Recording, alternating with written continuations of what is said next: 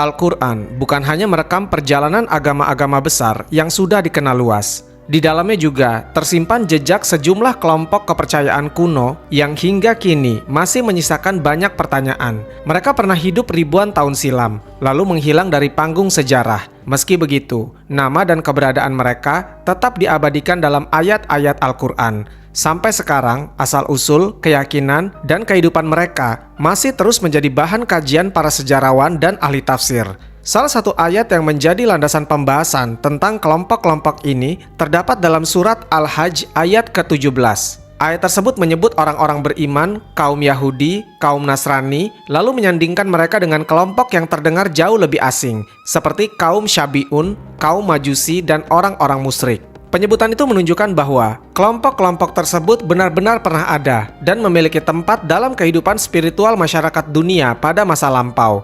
Dalam pembahasan kali ini, perhatian terbesar akan diarahkan kepada kaum Syabi'un. Kelompok inilah yang paling banyak menyimpan misteri, mulai dari asal-usul, ajaran, hingga berbagai ritual yang sering dikaitkan dengan kisah-kisah penuh teka-teki dan dugaan konspirasi sejarah.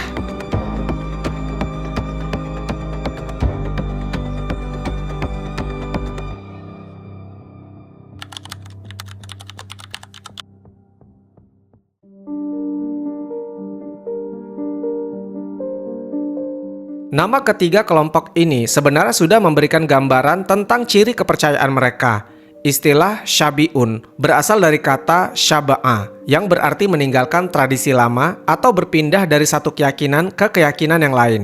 Sementara itu, kata Majusi berasal dari bahasa Persia kuno, yang pada mulanya digunakan untuk menyebut para pemuka agama atau penjaga upacara keagamaan di kawasan timur Jazirah Arab. Adapun Hanif berarti condong atau berpaling. Dalam makna keagamaan, istilah ini merujuk pada sikap meninggalkan penyembahan berhala dan mengarahkan diri sepenuhnya kepada ajaran tauhid yang murni. Dari makna-makna inilah kita mulai bisa memahami identitas masing-masing kelompok. Keberadaan mereka juga bukan sekedar kisah yang berkembang dari mulut ke mulut. Al-Quran menyebut kelompok-kelompok ini lebih dari sekali. Jika diperhatikan, susunan dalam surat Al-Baqarah ayat ke-62 dan surat Al-Ma'idah ayat ke-69 memiliki pola yang hampir sama.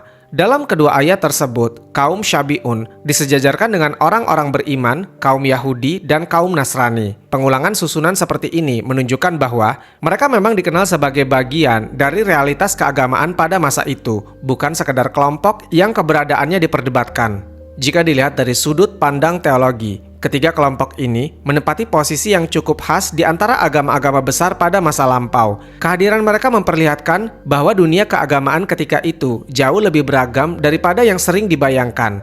Kaum Yahudi dan Nasrani dikenal memiliki kitab suci serta aturan syariat. Sementara itu kelompok seperti Syabi'un dan Majusi sering ditempatkan di wilayah yang berada di antara tradisi agama Samawi dan kepercayaan pagan. Posisi inilah yang membuat mereka terus menjadi bahan kajian penting bagi para sejarawan dan ahli agama yang ingin memahami perkembangan sejarah keyakinan manusia.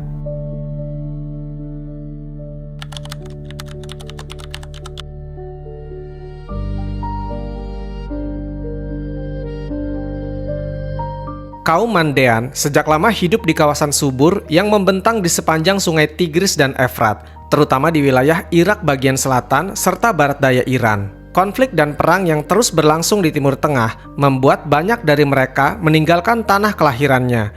Kini, komunitas Mandean tersebar di berbagai negara, termasuk Australia, Swedia, Jerman, dan Amerika Serikat.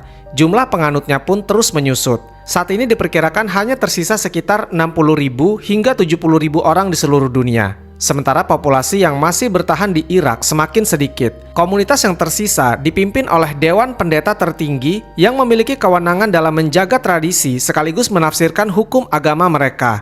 Asal-usul spiritual kaum Mandean juga berbeda dari kebanyakan agama yang dikenal saat ini. Mereka meyakini bahwa ajaran mereka telah ada jauh sebelum lahirnya agama-agama Samawi modern. Nabi Adam dipandang sebagai manusia pertama yang menerima pengetahuan langsung dari alam cahaya. Warisan itu kemudian diteruskan kepada Nabi Syits dan Nabi Lut alaihissalam. Dalam keyakinan mereka, sosok yang paling dimuliakan adalah Nabi Yahya atau Yohanes Pembaptis. Ia dianggap sebagai guru agung, pembimbing suci, sekaligus nabi terakhir yang menjaga kemurnian ajaran tentang penyucian melalui air. Pandangan mereka terhadap beberapa nabi lain cukup berbeda dari keyakinan agama-agama besar pada umumnya. Kaum Mandean tidak mengakui kenabian Nabi Ibrahim maupun Nabi Isa alaihissalam. Menurut tradisi mereka, Nabi Ibrahim alaihissalam dipandang sebagai tokoh yang meninggalkan jalur spiritual kuno yang mereka yakini. Sementara Nabi Isa dianggap sebagai murid yang kemudian membentuk ajaran baru dan menjauh dari praktik baptisan murni yang diwariskan oleh Nabi Yahya alaihissalam.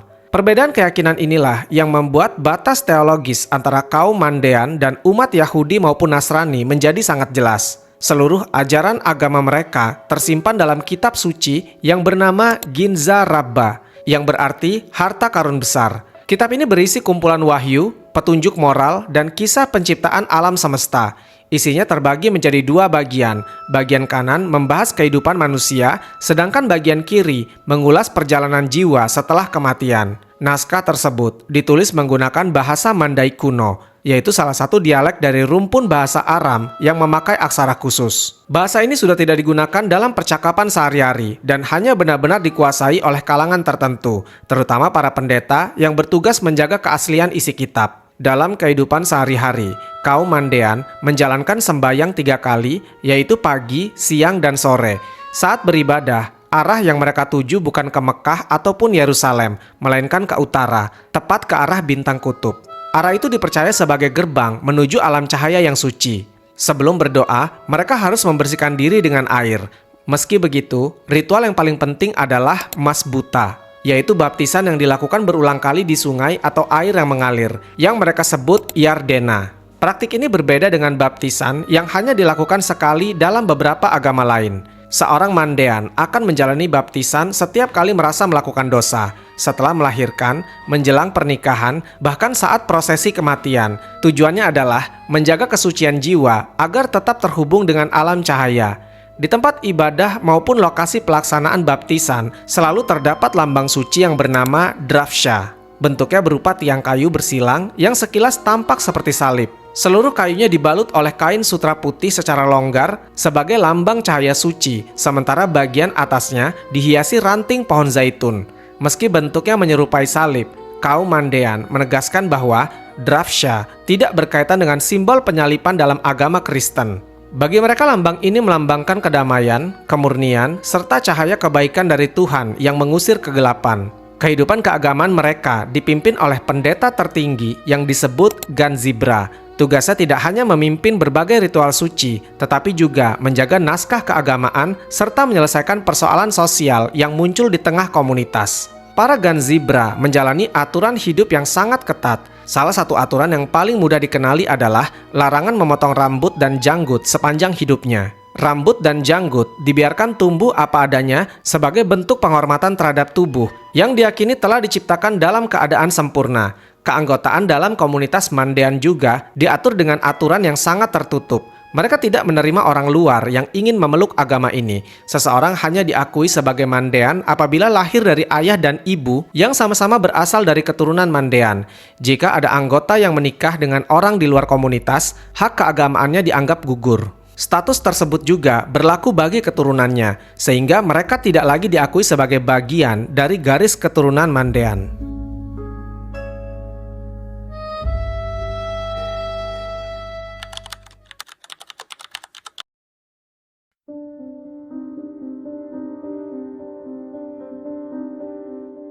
Pusat keagamaan kelompok ini berada di kota kuno Haran, wilayah yang kini termasuk kawasan tenggara Turki dan berbatasan dengan Suriah. Dalam catatan sejarah, komunitas Sabian Haran diperkirakan sudah lenyap sejak abad ke-11. Tekanan politik yang terus berlangsung, ditambah proses asimilasi budaya, membuat mereka perlahan menghilang hingga tidak lagi memiliki komunitas yang bertahan pada era modern. Saat masih berkembang, mereka tidak dipimpin oleh satu tokoh agama yang memiliki kekuatan mutlak. Kepemimpinan mereka dijalankan oleh Dewan Kuil bersama para cendekiawan terkemuka, termasuk Sabit Ibn Quro, yang berperan menjaga warisan intelektual sekaligus tradisi spiritual masyarakat Haran. Masa paling genting yang mereka alami terjadi ketika kekhalifahan Abbasiyah berada di puncak kejayaannya. Dalam sebuah ekspedisi militer, Khalifah Al-Ma'mun melewati kota Haran dan mendapati penduduknya mengenakan pakaian yang tidak biasa, membiarkan rambut mereka panjang, serta menjalankan ritual yang asing bagi masyarakat muslim di wilayah kekhalifahan. Setelah mengetahui bahwa mereka memuliakan benda-benda langit, Al-Ma'mun mengeluarkan peringatan keras. Ia memberi pilihan agar mereka segera memeluk salah satu agama yang diakui negara sebelum dirinya kembali dari peperangan. Jika tidak, mereka terancam menerima hukuman mati. Desakan itu membuat penduduk Haran mencari jalan keluar. Atas saran seorang ahli hukum muslim setempat, mereka tidak memilih bergabung dengan agama besar yang sudah ada. Sebaliknya, mereka memanfaatkan sebuah celah hukum dengan mengaku sebagai kaum Syabi'un, nama yang memang sudah disebut dalam Al-Quran, tetapi identitasnya belum dipahami secara pasti oleh pemerintahan di Baghdad saat itu. Langkah tersebut ternyata berhasil. Ketika Al-Ma'mun kembali, mereka telah resmi menggunakan nama itu sehingga memperoleh perlindungan hukum sebagai kelompok agama yang diakui dan terhindar dari ancaman eksekusi. Peristiwa ini kemudian memunculkan perdebatan panjang di kalangan sejarawan maupun ahli tafsir.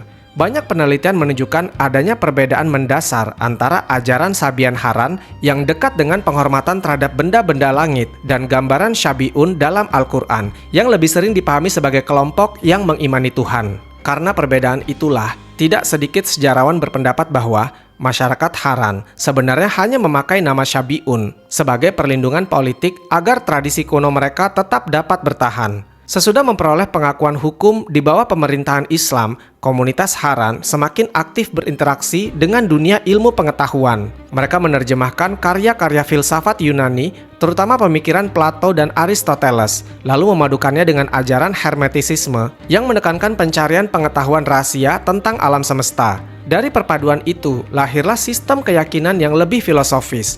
Benda-benda langit tidak lagi dipahami sebagai dewa dalam arti harfiah, melainkan sebagai perantara suci yang diciptakan Tuhan untuk menjalankan tatanan alam. Perpaduan antara filsafat, astronomi, dan spiritualitas membentuk kosmologi yang cukup rumit.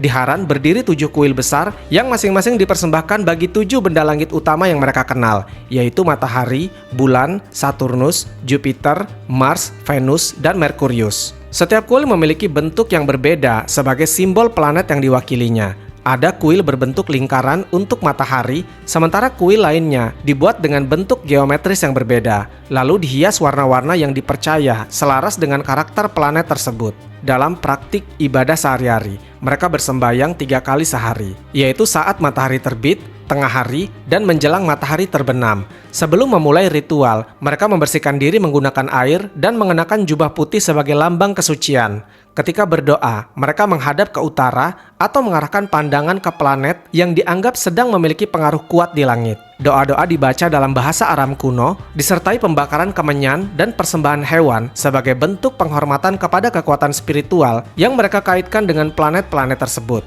Salah satu peninggalan yang paling sering dikaitkan dengan Sabian Haran adalah keterlibatan mereka dalam tradisi yang kemudian melahirkan manuskrip sihir terkenal di dunia barat, yaitu Picatrix dan Gayat al-Hakim. Naskah ini berisi pembahasan tentang astrologi magis, ritual yang berkaitan dengan kekuatan planet, serta tata cara memanfaatkan energi kosmis. Sejumlah sejarawan berpendapat bahwa sebagian isi manuskrip tersebut berasal dari kumpulan pengetahuan yang selama berabad-abad disimpan di kuil-kuil Haran oleh para pendeta dan cendekiawan mereka, sebelum kota itu akhirnya mengalami kemunduran dan ditinggalkan. Di dalam kompleks kuil, para pendeta juga mempelajari alkimia dan berbagai ilmu esoterik. Mereka meyakini bahwa setiap logam di bumi memiliki hubungan dengan planet tertentu.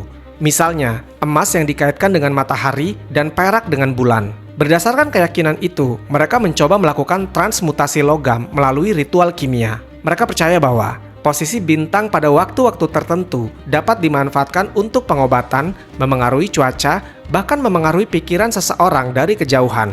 Keyakinan mengenai pengaruh benda-benda langit kemudian diwujudkan dalam tradisi pembuatan jimat astrologi yang dikenal sebagai sistem talisman. Jimat ini tidak dibuat sembarangan. Logam yang digunakan harus dipilih sesuai aturan tertentu, lalu diukir dengan simbol-simbol khusus dan dikerjakan pada saat posisi planet dianggap paling menguntungkan. Menurut kepercayaan mereka, jimat yang dibuat dengan perhitungan astronomi yang tepat mampu menyimpan energi kosmis sehingga dapat membawa perlindungan, kemakmuran, dan kekuatan gaib bagi orang yang memilikinya.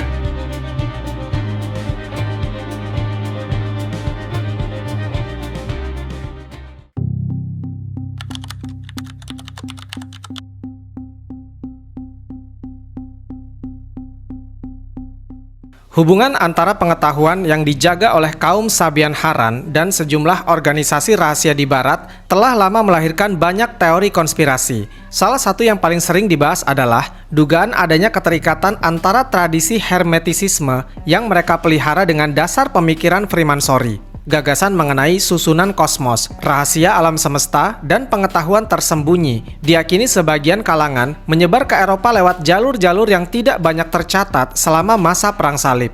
Knights Templar disebut pernah berhubungan dengan kelompok-kelompok esoterik di Timur Tengah, mempelajari ajaran kuno mereka, lalu membawa pengaruh tersebut ke Barat hingga berkembang menjadi simbol-simbol dan tradisi persaudaraan rahasia yang dikenal pada masa berikutnya. Pembahasan mengenai jejak pemikiran esoterik ini menjadi semakin menarik ketika muncul sosok yang dihormati di berbagai peradaban. Bagi kaum Sabian Haran, Hermes Trismegistus dianggap sebagai guru yang agung yang mewariskan ilmu pengetahuan dan peradaban kepada manusia. Sementara itu, sejumlah ulama dan sejarawan Muslim melakukan kajian yang mengaitkan Hermes dengan Nabi Idris. Keduanya sama-sama digambarkan sebagai tokoh yang memperkenalkan tulisan, ilmu perbintangan, dan berbagai keterampilan yang membantu kehidupan manusia. Karena kesamaan inilah, banyak yang memandang kedua nama tersebut sebagai titik temu antara tradisi kenabian kuno dan warisan filsafat yang berkembang di berbagai peradaban.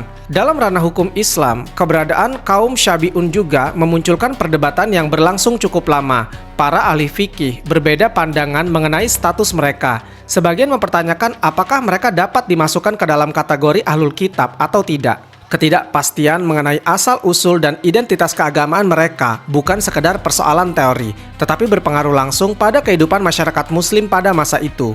Dari sini muncul pembahasan mengenai boleh atau tidaknya pernikahan antara pria Muslim dan perempuan dari kalangan Syabi'un, termasuk persoalan kehalalan daging hewan yang disembelih oleh pengikut kelompok tersebut.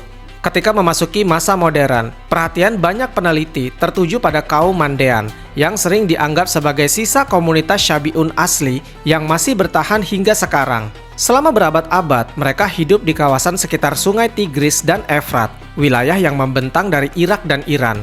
Kehidupan yang relatif tenang itu berubah drastis saat kawasan Timur Tengah diguncang Perang Teluk dan berbagai konflik yang menyusul setelahnya.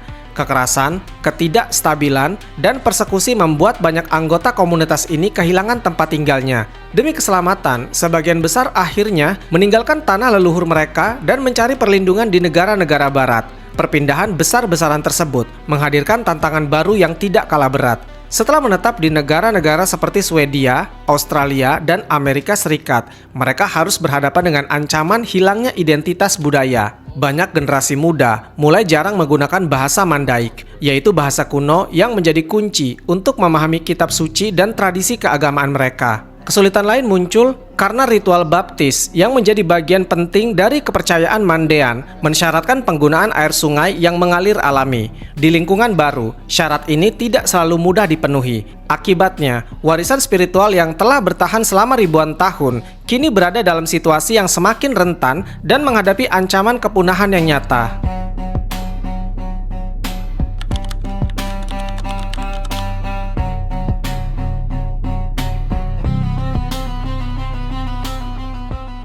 Kaum Majusi, atau yang dikenal juga sebagai penganut Zoroastrianisme, merupakan pengikut sebuah ajaran kuno yang berasal dari Persia.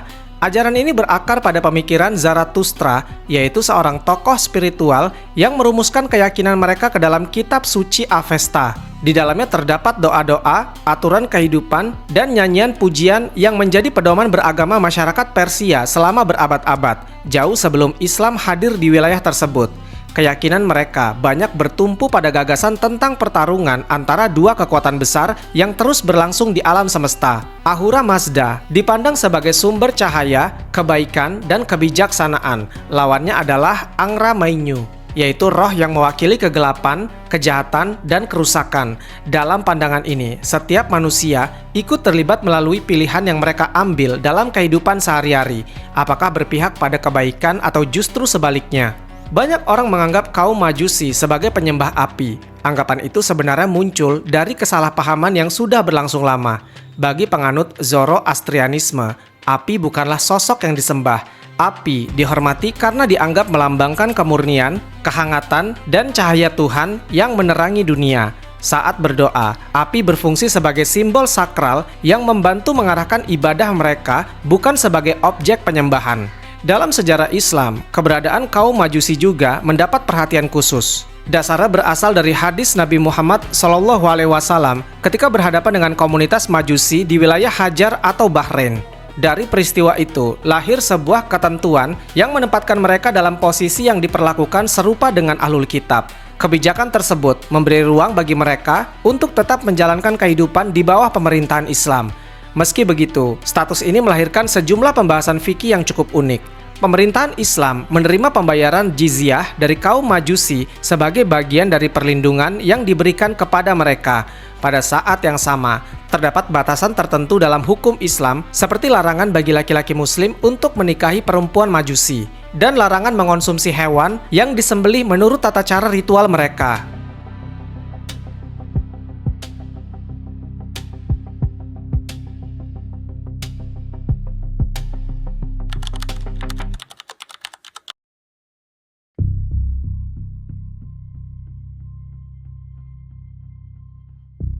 Berpindah ke Jazirah Arab, Al-Quran menyebut keberadaan Al-Hunafa, yaitu sekelompok orang yang tetap berpegang pada ajaran Tauhid di tengah kuatnya budaya jahiliyah.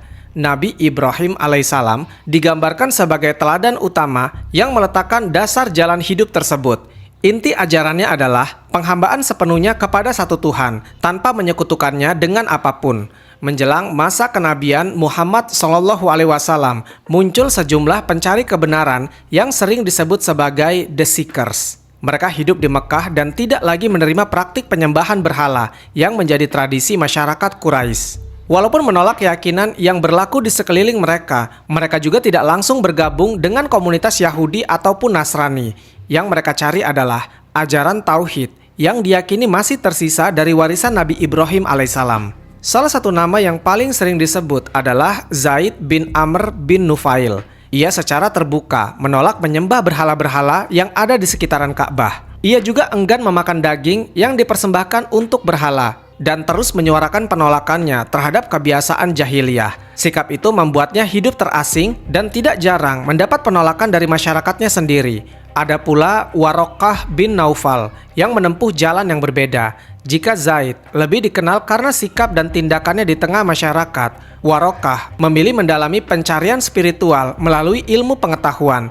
Ia mempelajari bahasa-bahasa asing dan menelaah berbagai naskah dari tradisi Yahudi serta Nasrani. Dari kajian itulah, ia menemukan petunjuk tentang datangnya seorang nabi terakhir. Ketika wahyu pertama turun kepada Nabi Muhammad SAW, Warokah termasuk orang yang segera memahami makna peristiwa tersebut dan membenarkannya. Keberadaan kelompok-kelompok kuno ini menunjukkan betapa beragamnya perjalanan spiritual manusia sepanjang sejarah.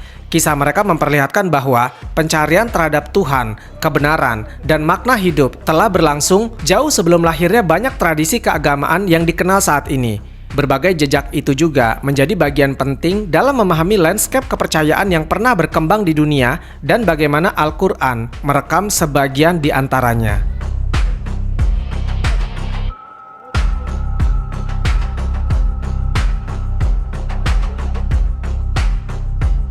Wallahu a'lam bishawab. Semoga kisah ini bermanfaat. Lebih dan kurangnya mohon dimaafkan. Yang benar datangnya dari Allah Subhanahu wa taala. Khilaf atau keliru itu datangnya dari saya pribadi sebagai manusia biasa. Sampai ketemu di kisah-kisah seru yang penuh makna selanjutnya. Saya akhiri. Wassalamualaikum warahmatullahi wabarakatuh.